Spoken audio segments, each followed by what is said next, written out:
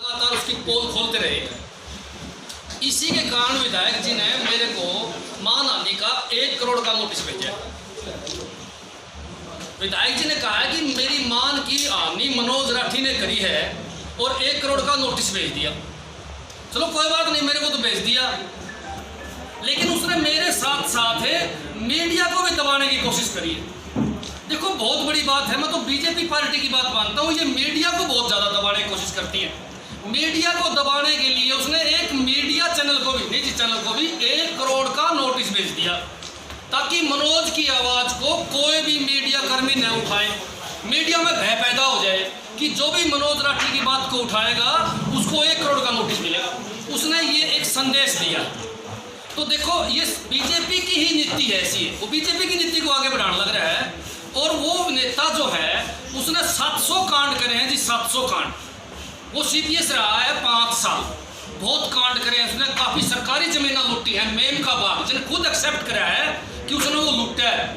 मैं अपने बताऊंगा उसके सिवाय भी उसने 80 के अंदर लोगों को प्लाटों पे कब्जा करवाया, पैसे लेके छुटवाए। इसके सिवाय उसको भ्रष्टाचार के आरोप है भाई, सीएलयू कांड में उसका नाम है। फिर कहता है कि मेरी मान की हानि करी है। आप एक बात बताओ, मेरा सारी जनता से सवाल है, मेरा तो बीजेपी के चीफ मिनिस्टर खट्टर साहब से सवाल है कि जिस आदमी के ऊपर एफआईआर हो, जो सरकारी जमीनें लूटने वाला हो, जो हर प्रकार से करप्ट हो, कमीशन के बगैर बात नहीं करता हो, जो जिसके पास विधायक बनने से पहले, सीपीएस बनने से पहले कुछ नहीं हो, जो एक बस कंडक्टर हो और उसके पास आज अरबों रुपए की संपत्ति आ गई, तो क्या वो लुटेरा नहीं है? क्या हमने गलत कहा है क्या? और फिर कहता है कि मेरे मान की हानि करी है। भाई आप लोग एक बात बताओ, पूरा शहर एक बात कहने लग रहा है, पूरी झांसी की जनता एक बात कहने लग रही है, भाई 1 करोड़ में अगर विधायक की इज्जत उल्टी आंधी हो तो भाई हम 1 करोड़ रुपये चंदा इकट्ठा करके दे देंगे, हमारा घर का तो जुगाड़ है नहीं। मैं तो एक साधारण परिवार से हूँ, किसान का बेटा हूँ, मेरे पास घने पैसे तो है नहीं, लेकिन अगर विधायक की इज्जत उल्टी आंधी हो तो भाई हम दिल खोल के कहाँ शहर में चंदा इकट्ठा कर लिया, अगर विधायक ने दिया जाओगे, क्योंकि इस विधायक को सिवाय रुपया का कोई बात आवे तो नहीं। इसकी पार्टी के जो पुराने नेता हैं, जिन लोगों ने पार्टी को सींचा है, बीजेपी को बड़ा पौधा कराया छोटे पौधे से, आज ये उन नेताओं को पार्टी से बाहर निकालने की कोशिश करने लग रहा है। ये कल आया था। और मैं और भी बताना चाहूंगा बीजेपी के सीनियर नेताओं को और बीजेपी के अच्छे जो कार्यकर्ता हैं उनको, कि विनोद बियाना 80 का विधायक भागम भाग लेता है।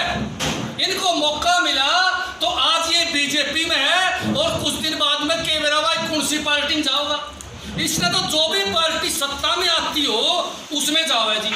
और मैं विधायक जी को बताना चाहूंगा, भाई कान खोल के सुन ले, लोग तो आरोप लगा में छुप के, मैं बिल्कुल मीडिया के सामने ठोक के कहूँ कि 80 का जो विधायक है उसने टिकट मोल खरीद के लिया, भाई मोल खरीद के ले आया, क्योंकि सारी जनता ने यह बात बताई कि 80 का विधायक टिकट मोल खरीद के ले आया है। और जनता कभी झूठ नहीं बोलती थी, जनता द्वारा सारी बातें जो बताई जाती है वो 100% सही होती है।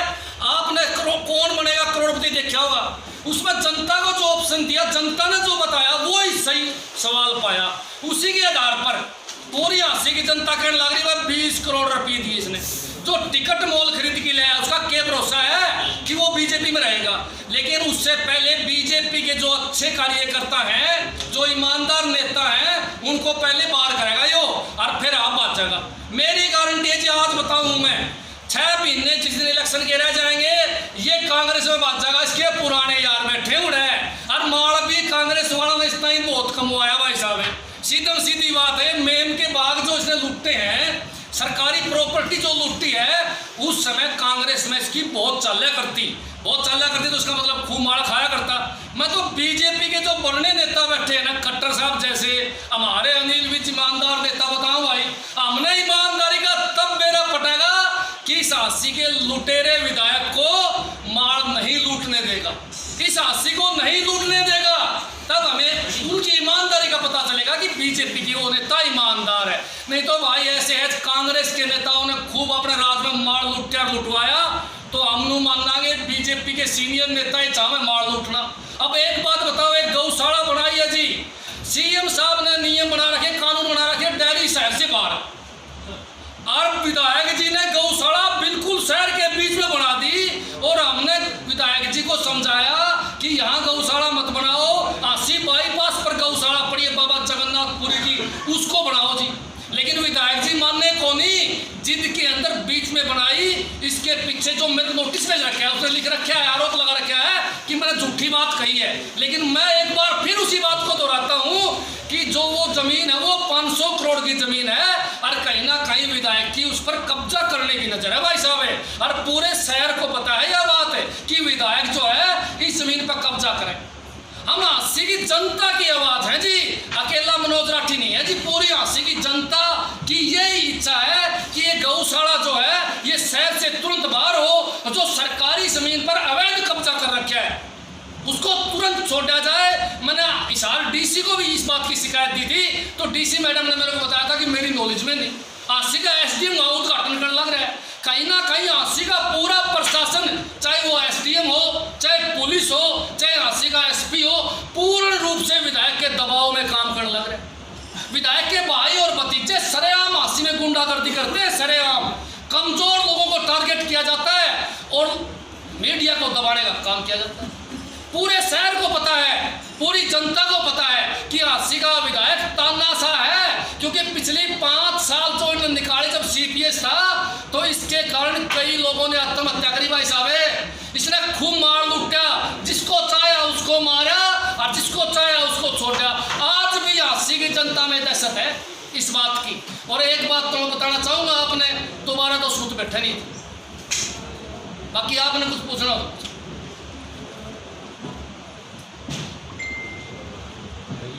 आप एक बात आपका कोई क्वेश्चन हो?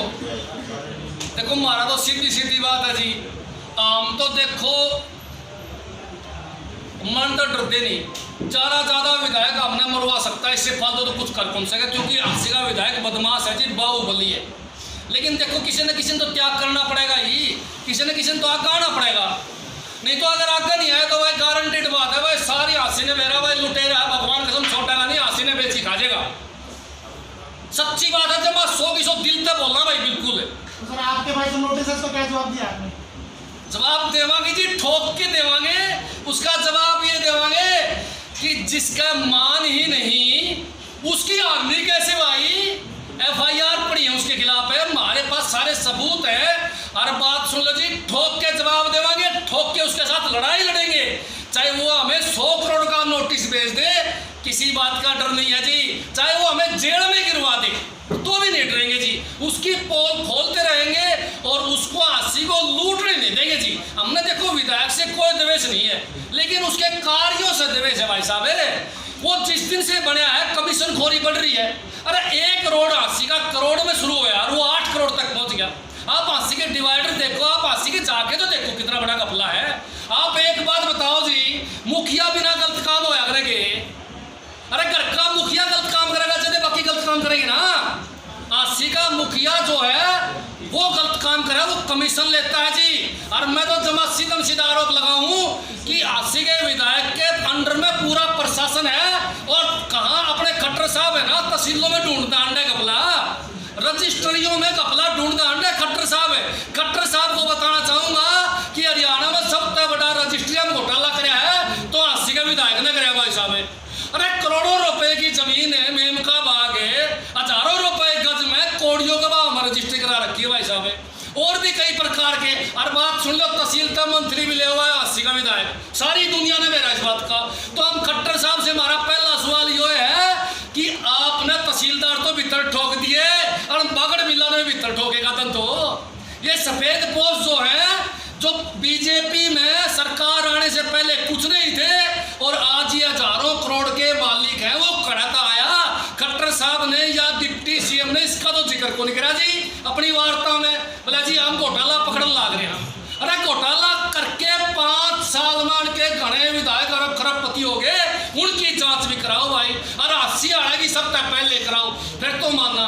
लेकिन मन नू लग है कि खट्टर साहब के पास विधायक कम है, कदे विधायक तेरे भागम भाग हो जाए, तेरी कुर्सी सरक जा।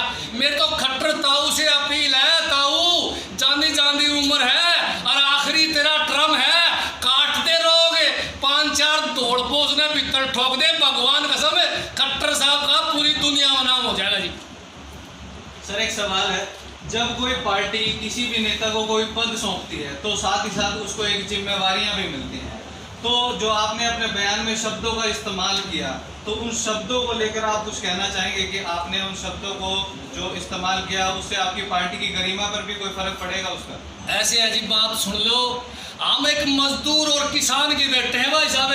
हम न तो अमेरिका में पढ़े और न हम दिल्ली पढ़े, हम पढ़े जी 80 और गांव में पढ़े तो गांव भर की बात जानेंगे। जो हमारे गांव में रूटीन की बातें हैं, मेरी मातृभाषा है, मैंने वो इस्तेमाल करी भाई साहब, किसी के खिलाफ गलत शब्द नहीं बोलने।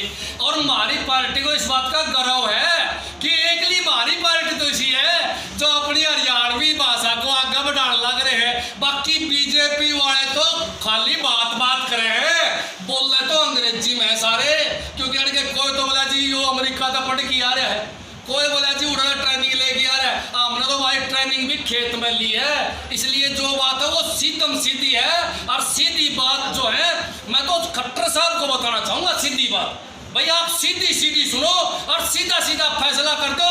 लठ